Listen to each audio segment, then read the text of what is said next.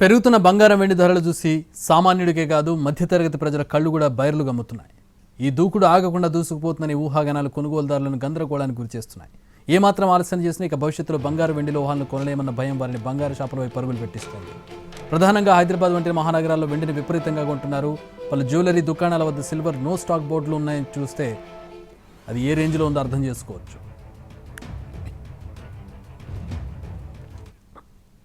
దేశంలో తులం బంగారం ధర 2 లక్షల రూపాయలకు చేరువవుతుండగా వెండి 4,20,000కు చేరింది. అంతర్జాతీయ అనిశ్చితుల కారణంగా బంగారం వెండి ధరల పరుగు జెట్ స్పీడ్లో కొనసాగుతోంది. ఇటీవల అమెరికా ఫెడరల్ రిజర్వ్ సమావేశాల్లో ప్రామాణిక వడ్డీ రేటు యథాతథంగా కొనసాగినా డిమాండ్ ఏమాత్రం తగ్గట్లేదు. వెండి బంగారంతో పోటీ పడుతోంది. నిన్న హైదరాబాద్లో వెండి ధర ఆల్ టైమ్ గరిష్టానికి చేరింది. కిలో వెండి ధర 4,25,000కు పైగా కొనసాగుతోంది. ఇవాళ కిలో వెండిపై భారీ తగ్గుదల చోటు చేసుకుంది. ఢిల్లీలో కూడా సుమారు ఇవే రేట్లు కొనసాగుతున్నాయి. ముంబై, కోల్కతా నగరాల్లో మాత్రం కిలో వెండి రేటు 4,10,000 రూపాయలుగా ఉంది. రాధిక అందిస్తారు. ఒకప్పుడు బంగారం కొనాలంటే మధ్యతరగతి వాళ్ళు 1కి 2 సార్లు ఆలోచించేవాళ్ళు.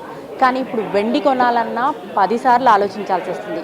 షాప్స్లో చూస్తే, షోరూమ్స్లో చూస్తే అసలు వెండి దొరకడం లేదు. నో స్టాక్ బోర్డు పెట్టుకుని ఉండాల్సిన పరిస్థితి మనకి షోరూమ్స్లో కనిపిస్తుంది. అసలు ఓవరాల్గా ఎట్లా ఉంది, మార్కెట్ ఎలా ఉంది, పూర్తి డీటెయిల్స్ తెలుసుకుందాము. మనతో పాటు మాట్లాడడానికి శ్రీనివాస్ గారు ఉన్నారు. ఒకప్పుడు వెండి అని అంటే కొనేయచ్చు, ఎన్ని తులాలైనా కొనేయచ్చు, పెళ్ళిళ్ళకు కూడా కిలోలు అట్లా పెట్టేసేవాళ్ళు. కానీ ఇప్పుడు 1కి 2 సార్లు ఆలోచించి మరీ వెండి కొంటున్నారు. ధరలు చూస్తే 4 లక్షలకు పైమాటే పెరిగింది. సో ఇప్పుడు అసలు నో స్టాక్ బోర్డు పెట్టే అంతగా ఎందుకు మనకి ఇంత కొరత వచ్చింది? ఈ పబ్లిక్లో దాన్ని ఏమంటారంటే ఒక రకమైన ఆందోళన. అంటే ఎవరైతే మ్యారేజెస్ ఉంటాయో లేకపోతే భవిష్యత్తులో వాళ్ళకి సిల్వర్ కావాల్సిన వాళ్ళు ఎవరైతే ఉంటారో వాళ్ళలో ఒక రకమైన క్యూరియాసిటీ, ఒకటి ఇబ్బందికరమైన ఆలోచన ఏంటంటే కొనగలుగుతాం, కొనలేమా, కొని పెట్టుకుంటే ఉంటుంది కదా అని ఒక ఆలోచనతో వాళ్ళు ఉన్నారు. ఇంకొంతమంది ఏంటంటే ఎలాగే పెరుగుతుంది, దీన్ని పెరిగినప్పుడు అమ్మేసుకోవచ్చు అనే ఆలోచనతో కొంతమంది ఉన్నారు. ఇదంతా రావడానికి కారణం మనం రకరకాల స్పెక్యులేషన్స్ మార్కెట్లో జరుగుతున్న రకరకాల ఒడిదుడుకులు అవ్వచ్చు, లేదంటే ఇప్పుడు కొత్త టెక్నాలజీస్లో సిల్వర్ విరివిగా వాడడం. ఇంతకుముందు ఇండస్ట్రియల్కి ఇంత వాడేటోళ్ళు కాదు. ఇప్పుడు ఎప్పుడైతే ఈవీ టెక్నాలజీ, ఏఐ టెక్నాలజీస్ వచ్చిన తర్వాత చిప్పుల తయారీ లాంటిలో ప్రీమియం క్వాలిటీ ప్రొడక్ట్స్ తయారు చేయాలి కాబట్టి ఆ ఫీచర్స్ అన్నీ మనకి యాడ్ అన్ అవ్వాలి. కారు ఉంది, ఈవీ కారు ఉన్నా, ఈవీ బైక్ ఉన్నా, ఇప్పుడంతా ఈ స్మార్ట్ టెక్నాలజీ అంతా మనం స్టాండర్డ్స్ మెయింటైన్ చేయాలి అంటే దాంట్లో క్వాలిటీ కండక్టర్స్ అని వాడాలి కదా. సో దాని తగ్గట్టు దాంట్లో సిల్వర్ వెండి వాడటం, దానివల్ల దాని తాలూకా ఇండస్ట్రియల్ డిమాండ్ పెరగడం, ఈ రకరకాల ఫ్యాక్టర్స్ అన్ని వెండి పెరగడానికి మెయిన్గా కనపడుతున్నాయి మనకి. జనరల్గా బంగారం అయితే దాని గ్రోత్ కొంత గ్రాడ్యువల్గా పెరుగుతూ వచ్చింది. అది ఒక రేంజ్ వరకు పెరుగుతూ వస్తుంది.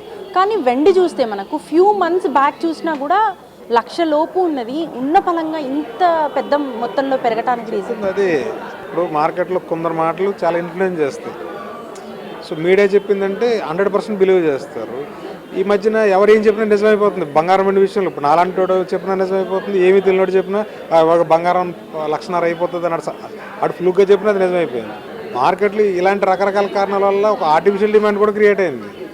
ఇప్పుడు నో స్టాక్ బోర్డులు మీరు ఎందుకు చూస్తున్నారంటే రియల్ డిమాండ్కి సరిపోతుంది, సప్లై ఎక్కడైనా సరిపోతుంది రియల్ డిమాండ్. ఇప్పుడు ఆర్టిఫిషియల్ డిమాండ్ ఏంటంటే అవసరం లేనివాడు కూడా వెండి కోసం పరిగెడుతున్నాడు. ఇప్పుడు మా దగ్గర ఉన్నది ఎంతమందికి అమ్ముకోవాలి అంటే ఇప్పుడు ఆర్టిఫిషియల్ డిమాండ్ పెరిగిందంటారా? అంటే ఇప్పుడు మీరున్నారు, సింపుల్గా అనుకుందాం మేడం, మీరు నేను 10 మంది మాట్లాడుతున్నారు, మీరు కూడా ఇన్ఫ్లుయెన్స్ అవుతారు కదా. నా దగ్గర 4 lakhs ఉన్నాయి, ఒక కేజీ వెండి కొని పడేస్తే 1 నెల 2 నెలలు ఇది 6 లక్షలు అయిపోద్ది అంటే నాకు 2 lakhs ప్రాఫిట్ వస్తుంది. సో మీకు వెండి గురించి కానీ బంగారం పెద్ద అవగాహన లేదు. ఈ మార్కెట్స్ ఇదంతా చూస్తే మీకు అనిపిస్తుంది అన్న ఊరిని 2 నెలల వరకు నాకు డబ్బులతో పని లేదు, 4 లక్షలు 6 లక్షలు అయితే 2 లక్షలు లాభమే కదా అన్న ఆలోచన ఎవరికైనా వస్తుంది కదా. సో మార్కెట్లో ఇది నడుస్తుంది.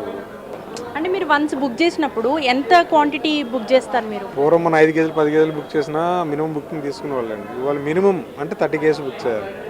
ఇప్పుడు అంతా నేను బుక్ చేసి నేను అంత ఇబ్బంది పడాల్సిన అవసరం లేదు. ఎందుకు అంటే నా దగ్గర ఉన్న వరకు నేను నమ్మగలుగుతాను, లేనప్పుడు లేదనే చెప్పగలుగుతాం. నేను పెట్టి 10 రోజుల తర్వాత 20 రోజుల తర్వాత సరుకు వస్తుంది. ఇలా అప్పుడు మార్కెట్ డిమాండ్ ఉంటుందో లేదో నాకు తెలియదు. ఈ డిమాండ్ అంతా తాత్కాలికమే అండి. రైట్, మీకున్న ఎక్స్పీరియన్స్ ప్రకారము ఇప్పుడు 4 లక్షల చేంజ్ ఉంది కదా, ఇన్ ఫ్యూచర్లో అంటే రానున్న కాలంలో ఇంకా ఎంతవరకు వెళ్తుంది అని ఒక అంచనా? సార్ నాకున్న యాక్చువల్గా మేము అంచనా వేసింది 2026 మేబీ సెప్టెంబర్ డిసెంబర్కి ఇది 4 lakhs అవ్వచ్చు అనేది ఒక అంచనా అనుకున్నాం. కానీ ఇది స్పాన్ ఆఫ్ 15 daysలో సినారియో మారిపోయింది, వెండి సినారియో మారిపోయింది, గోల్డ్ సినారియో కూడా మారిపోయింది. వెండి 12,000 ఉండే వెండి ఇవాళ 16,000 అంటే ఏం మాట్లాడతాం? మేము మాట్లాడడానికే లేదు, నో స్కోప్. సో రైట్, మీరు కస్టమర్స్కి ఏం చెప్తారు? ఇప్పుడున్న మార్కెట్ దీన్ని బట్టి కొనాలంటారా, తర్వాత కొనొచ్చు అంటారా, ఏం చెప్తారు కస్టమర్స్? ఇక్కడ మార్కెట్లో కస్టమర్ అంటే నేను కస్టమర్గా చెప్పదలిస్తే ఇన్వెస్ట్ చేయొచ్చు. మీరు చూడండి, లాంగ్ టర్మ్ చూడండి. సో 5-6 నెలలకి, 2 నెలలకి, 3 నెలలకి, 1 ఇయర్కి కూడా చూసినా 2 రకాల ప్రాబ్లమ్స్ ఉన్నాయి. ఏంటంటే ఇది బెలూన్ అంటున్నారు కొంతమంది, అంటే ఎయిర్ బబుల్ అంటున్నారు. సో ఎయిర్ బబుల్ అని కొంటే పేలింది అంటే ఇది 200కి వస్తుందో 150కి వస్తుందో తెలియదు. అటువంటి సిచ్యువేషన్ వస్తే మీ దగ్గర సిల్వర్ ఎవరు కొనరు. ఎందుకు కొనరు అంటే మార్కెట్లో తగ్గుతున్నప్పుడు మీ దగ్గర సిల్వర్ ఏ ట్రేడర్ మీకు అమ్మినోడు కూడా కొనడు. థ్యాంక్ యూ అండి. సో ఇది మొత్తంగా చూస్తున్నాం కదా, కృత్రిమ డిమాండ్ పెరగటం వల్లే ఈ డిమాండ్కి తగ్గ సప్లైని చేయలేకపోతున్నట్టుగా తెలుస్తుంది. అయితే ఓవరాల్గా చూస్తే ఇంటర్నేషనల్ మార్కెట్ చూస్తే కూడా మనకు పరిస్థితి ఇదే కనిపిస్తుంది. కెమెరా పర్సన్ ప్రసాద్తో రాధిక, NTV, హైదరాబాద్.